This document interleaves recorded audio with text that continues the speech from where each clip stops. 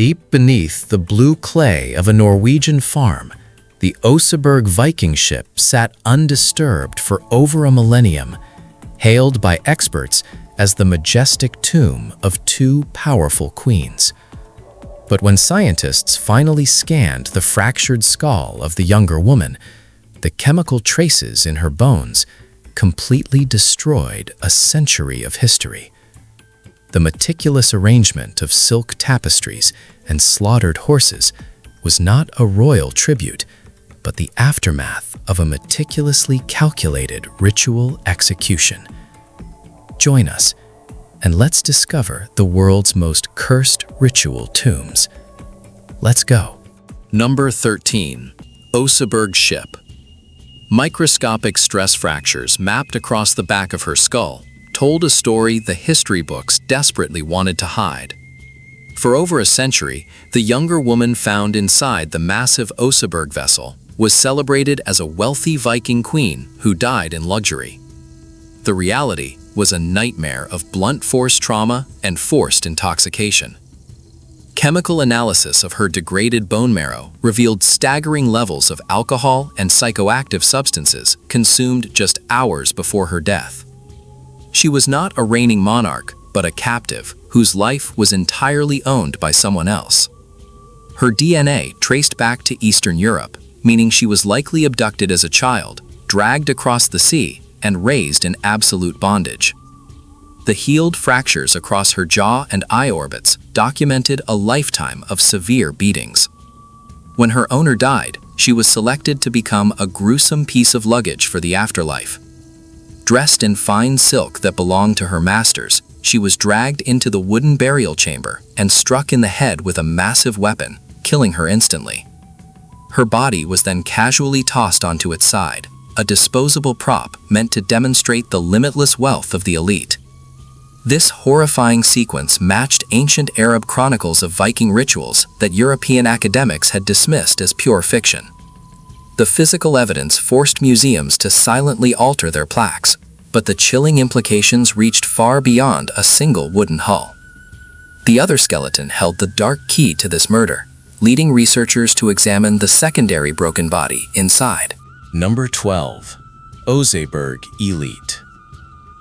A diet heavily restricted to coastal fish is the biological signature of extreme poverty in ancient Scandinavia. The second body pulled from the Oseberg clay was an elderly woman, estimated to be nearly 80 years old, crippled by arthritis so severe that every movement would have been agonizing. Early excavators romanticized her as a powerful dowager empress ruling alongside her daughter. Modern isotope testing shattered that illusion completely. Her bones lacked the rich agricultural proteins consumed by the Viking upper class. She was a thrall, a common slave who had spent decades performing agonizing manual labor until her joints deteriorated. The terrifying truth is that neither of the bodies discovered in this monumental burial were the actual guests of honor. The staggering cost of constructing a 21-meter oak ship, burying it inland, and sacrificing 15 valuable horses was a display of wealth orchestrated for a master who was not even in the tomb. The elite individual was likely cremated elsewhere, using this massive ship and these two murdered slaves as a secondary monument to their ego. Think of it like buying a luxury mansion, filling it with expensive art, and burning it to the ground just to prove you have money to burn. The Oseberg site was an ancient billboard advertising limitless power through human suffering. But while these victims were buried with deceptive luxury, other Norse executioners left their casualties entirely exposed in nameless, shallow chalk trenches dug in hostile lands. Only 1% of people know the dark truth behind what we are about to show you next. If you want to be part of the few who actually know what's happening in the world, subscribe and leave a like right now. Done? Look at this. Number 11. Ridgeway Hill. 54 decapitated skeletons lay tangled in a shallow chalk trench alongside a Roman road in southern England. Discovered by a road construction crew, the mass grave was initially dismissed as the aftermath of a chaotic battlefield skirmish. But the positioning of the bones told a cold, calculating story. The heads had been cleanly severed from the necks and stacked entirely in a separate pile on the far side of the pit. Isotope analysis of their teeth revealed that these men were not local Celtic fighters defending their land. They had grown up drinking the distinct glacial water of Scandinavia above the Arctic Circle. These were Viking raiders, but they were not the terrifying conquerors depicted in popular culture. They were the victims of a highly organized, systematic execution. Every single man had been struck from the front, their collarbones and jawbones sliced clean through by massive, heavy blades. They had been forced to kneel facing their executioners, stripped of all armor and systematically butchered one by one. There were no defensive wounds on their forearms, meaning their hands were likely bound tightly behind their backs. The sheer logistical effort required to capture, transport, and execute over 50 hardened mercenaries requires a level of military control that shifted the historical understanding of Anglo-Saxon defense networks. The hunters had become the hunted, captured alive only to be slaughtered in a spectacle of total annihilation. Yet this organized wartime execution looks merciful compared to an older European sanctuary, where victims were processed like livestock for a dark ceremonial feast. Number 10. Herxheim. Deep inside a 7,000-year-old Neolithic village in Germany, human bones were systematically snapped open, scraped clean, and chewed. The archaeological site of Herxheim represents one of the earliest and most massive evidences of ritual cannibalism in human history. Over 500 human skeletons were excavated from a series of ceremonial enclosures, but none of them died of natural causes or standard warfare wounds. Forensic anthropologists discovered specific cut marks at the exact points where muscle tendons attach to the bone, indicating a professional, precise butchery process designed to strip human flesh as efficiently as possible. Skull caps were meticulously fractured around the edges to create drinking cups, and the long bones of the legs and arms were systematically smashed with heavy rocks to extract the nutrient-rich marrow inside. Isotope analysis revealed that these victims were not locals, but travelers who had journeyed from mountain regions over 100 miles away, lured or forced into this valley of death. They were processed in massive batches during intense religious ceremonies where human flesh was consumed as a sacrament.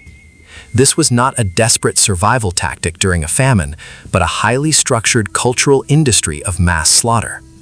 The terrifying nature of this ancient processing plant proves that European ritual violence did not begin with metal weapons, though other empires preferred to choke their political enemies in absolute silence within sacred walls. Number 9. Pentaware. Bound tightly in raw sheepskin, the mummified corpse rests with its jaw locked open in an eternal, horrifying shriek. While Egyptian pharaohs were carefully preserved in fine linen and sweet-smelling resins to guarantee a peaceful afterlife, this body was treated with absolute contempt.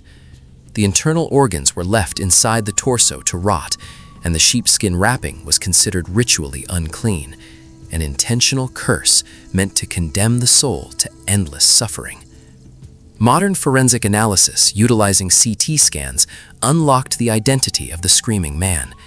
He was Prince Pentaware, the son of Ramses III, and his gruesome burial was the direct result of a failed coup d'état. Historical papyrus scrolls detailed a plot orchestrated by the prince and his mother to slit the pharaoh's throat in his harem. The assassination succeeded, but the conspirators were immediately captured by loyalist guards.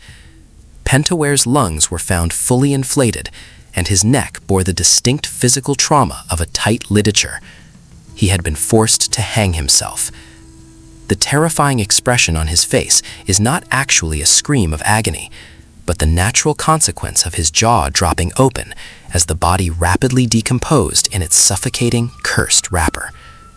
He was erased from all official monuments, denied a name on his tomb, and thrown into a hidden cache to rot in anonymity. Yet his suffocating wrapper was still a structured burial, unlike a primitive lakeside sanctuary where the dead were displayed like horrific public trophies. Number 8. Motala. 9 human skulls were found violently impaled on wooden stakes driven deep into the muck of a prehistoric lake bed. Excavators working near a modern Swedish railway line stumbled upon the 8,000-year-old horror show entirely by accident. This was an era thousands of years before the Vikings, a time of hunter-gatherers, and the sheer brutality of the display shocked the anthropological world.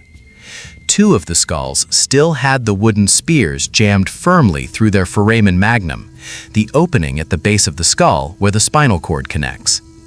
The visual is like something out of a primitive horror film, severed heads mounted on spikes rising out of the shallow water to warn intruders. But the bone pathology told an infinitely stranger story. These individuals had sustained massive head trauma, but the bone had completely healed. They had survived their brutal injuries and lived for years afterward. Furthermore, one of the skulls was discovered with pieces of another skull intentionally shoved inside its brain cavity. The meticulous arrangement of the stakes and the careful placement of the bone fragments suggested this was not a battlefield warning, but a complex, agonizingly slow funerary ritual.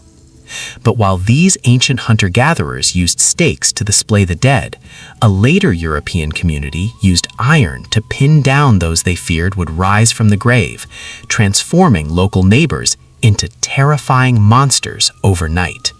Number 7. Drosko. Sickles were locked tight across their throats, positioned so perfectly that if the corpses tried to sit up, they would instantly decapitate themselves. In a rural Polish cemetery dating back to the 17th century, scientists found dozens of bodies subjected to bizarre, aggressive restraints. Heavy rocks were wedged directly into their mouths. Iron stakes were driven through their legs, pinning them to the earth. For decades, local legends insisted these were the remains of suspected vampires, monsters terrifying the local villagers into taking extreme preventative measures. Scholars assumed these people were outsiders, easy scapegoats during times of famine. Then, researchers tested the strontium isotopes in their teeth. The results were a massive shock. These suspected monsters were not strangers at all. They were born and raised in that exact village. They were neighbors, family members, and friends. The violent restraints were applied to people the community had known their entire lives. The timing of the burials aligned perfectly with a devastating wave of cholera that swept through the region.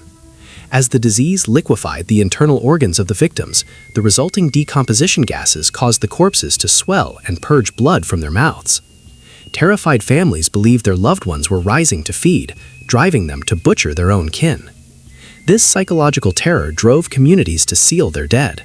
But across the ocean, an empire took their children into the pitch black to face the gods. Number 6. Midnight Terror Cave. 10,000 shattered human bones carpeted the floor of a pitch-black cavern hidden deep in the jungles of Belize. Discovered by looters who tumbled into the abyss, the cave system is a sprawling, suffocating labyrinth of limestone. Over a period of 1,000 years, the ancient Maya dragged hundreds of victims into this lightless void to be sacrificed to the rain god Chak. What makes this site uniquely disturbing is the demographics of the dead. A massive percentage of the fractured bones belong to children under the age of 14. The helpless victims were bound, violently struck, and thrown directly into the deep, wet stone recesses of the cave. But the strangest discovery came from the dental calculus, the hardened plaques scraped from the teeth of the victims. Under microscopic analysis, researchers found blue cotton fibers wedged tightly in the teeth of the dead. This specific blue pigment was incredibly valuable in Maya society, used exclusively for religious ceremonies. The victims had been repeatedly gagged with blue cloth for extended periods before they were finally killed. The fibers proved that the sacrifices were not quick executions, but prolonged events where the victims were kept captive, bound, and silenced with sacred textiles while waiting in the terrifying darkness for their turn to be dragged to the edge. This subterranean terror was fueled by environmental panic. But a massive Mesopotamian dynasty used absolute devotion to walk an entire court into a collective grave. Number 5. Royal Tombs of Ur. 68 court ladies dressed in elaborate gold headdresses and scarlet woolen robes lay neatly arranged side by side in a massive stone pit in modern Iraq. The Royal Tombs of Ur excavation revealed a chilling spectacle of voluntary or forced mass suicide that stunned early 20th century archaeology. Alongside the primary royal sarcophagus, an entire retinue of soldiers, musicians, and servants was discovered, still holding their weapons and harps. For decades, historians maintained a sanitized narrative, claiming these loyal attendants peacefully drank a lethal dose of opium or poison to accompany their divine monarch into the afterlife. Modern digital reconstruction and forensic scans of the crushed skulls completely shattered this peaceful myth. The attendants did not die from ingestion, but from a swift, brutal blow to the head delivered by a heavy, sharp bronze spike. Forensic anthropologists found small circular fractures on the skulls, proving they were systematically executed one by one as they knelt in the dark pit. Their bodies were then meticulously dressed, chemically preserved using heat and mercury compounds to prevent rapid decomposition, and arranged in a horrific tableau to simulate a sleeping court. This was an industrial operation of theological terror designed to validate the absolute divinity of the ruling family. The display of obedience was flawless, but other ancient priests preferred to cast their broken selections into open, inescapable deaths. Sacred cenote. Dredging the bottom of a massive natural sinkhole in Mexico brought up a terrifying collection of artifacts entangled with human remains. For decades, the sacred cenote at Chichen Itza was viewed through the lens of romanticized Spanish colonial accounts, which claimed the Maya only sacrificed pure virgin women to the water gods during severe droughts. The physical evidence dragged from the suffocating mud at the bottom of the pit completely dismantled this narrative. When osteologists finally examined the hundreds of skulls pulled from the depths, they realized that over 80% of the victims were young children. The bones displayed intense, widespread marks of chronic disease, severe malnutrition, and unhealed lesions. The Maya were not throwing their most pristine, healthy citizens into the deep water to appease the gods. They were sacrificing the sick, the weak, and the infected. The children were severely battered, bearing the unmistakable marks of physical abuse and trauma inflicted long before they were ever thrown into the sinkhole. The water source was essentially used as a spiritual disposal site for the most vulnerable and marginalized members of society. The trauma found on the bones matched the impact velocity of being thrown alive from the high limestone rim, plunging dozens of feet to hit the dark water. This water-based execution targeted the vulnerable, but a South American kingdom preferred to leave their elite warriors completely exposed to the elements on open stone altars. Huaca de la Luna. 70 adult men were systematically dismembered and left to bake in the scorching Peruvian sun in a plaza designed exclusively for mass execution. The Moche civilization built the massive Temple of the Moon out of millions of adobe bricks, decorating the walls with terrifying, vivid murals of spider deities and decapitator gods. Behind the temple, archaeologists found a nightmare. The skeletons in the plaza were tangled together in a chaotic mass of severed limbs and shattered ribs.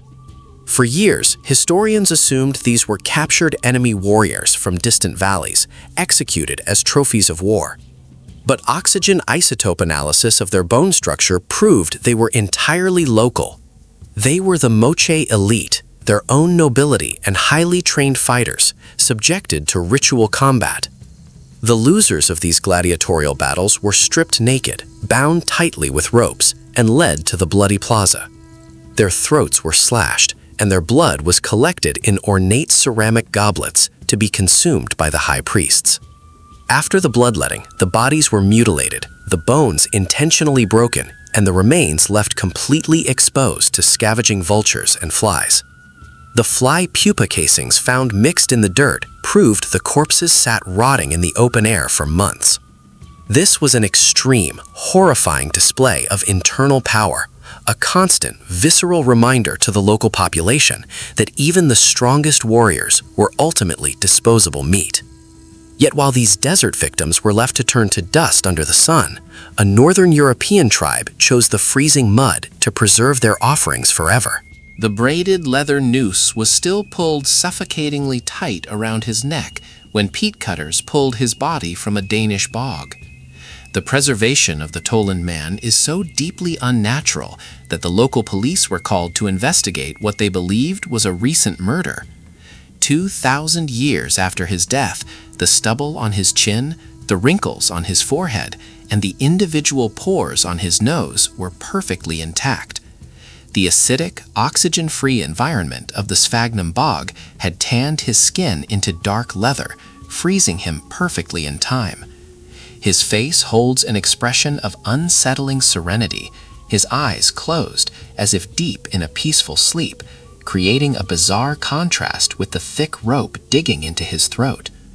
Modern forensic analysis of his stomach contents revealed exactly what he ate in the final hours of his life.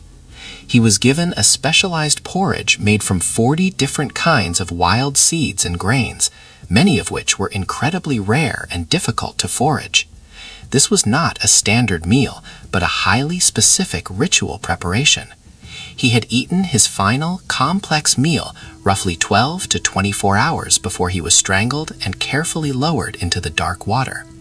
He was an offering, carefully prepared, fed, and dispatched into the suffocating darkness of the bog.